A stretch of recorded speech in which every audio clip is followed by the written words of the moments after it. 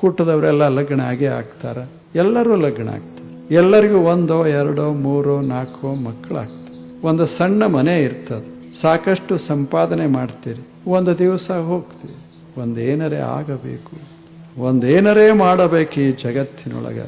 ಹಂಗೆ ನಮ್ಮ ಜೀವನವನ್ನು ರೂಪಿಸೋದಾದ್ರೆ ಅವಾಗ ಬದುಕು ಸಾರ್ಥಕವಾದೀತು.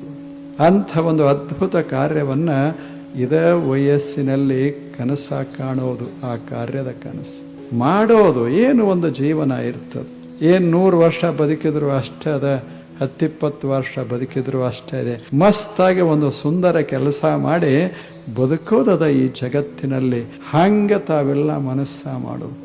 ಅದಕ್ಕಾಗಿ ಎಲ್ಲರೇ ಹೋಗಬೇಕಂತಲ್ಲ, ಅವಕಾಶಗಳು ಬಂದಾಗ ಮಾಡ್ತೇವೆ ಅಂತಲ್ಲ.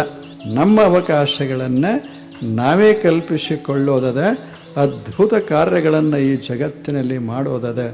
ಅಂಥದೊಂದು ಕನಸು ಬೀಳ್ಬೇಕು.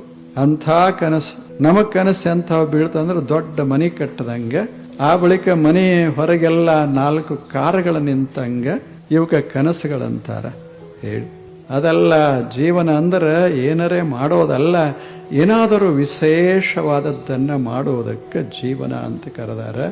ನೀವು ಒಂದು ಕನಸ ಕಾಣೋದು.